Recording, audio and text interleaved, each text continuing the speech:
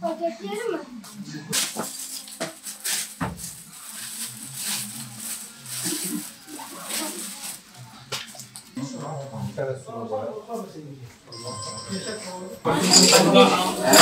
Bu kervanın hayırseverleri artırırsın.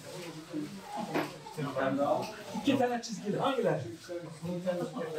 Umut Kervanı olarak Şanlıurfa'da malum Umut Market açmışız. Yüzlerce fakir ve yetim çocuk gelip bu Şanlıurfa'daki Umut Market'te kırtasiye malzemelerini kırtasiyede alışveriş yapar gibi burada da kendi ihtiyacını, kendi isteğini seçerek alacak. Örnek buraya gelip çantaları hangi rengi istiyorsa o rengi seçecek. Şuraya gelip defter ihtiyacını hangisi varsa böyle sırasıyla bakacak, kendisi seçecek. Karelidir, çizgilidir, resim defteridir, müzik defteridir. İlkokul, ortaokul ve lise öğrencilerimiz için.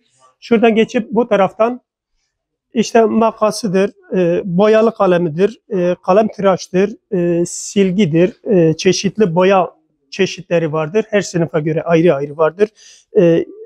Buradan işte şu cetvel takımıdır, uçlu kalemlerimiz var, uçları buradadır, silgiler buradadır, kalem tıraş, suluk. İşte böyle kendisine ne ihtiyacı varsa onu seçip çantasını doldurup gidecek inşallah ve çıkarken de dua edecek. Bu konuda bize yardımcı olan, destek veren kardeşlerimizden Allah razı olsun. Allah-u Teala hayırlarını kabul etsin. Yardımın devamını diliyoruz inşallah.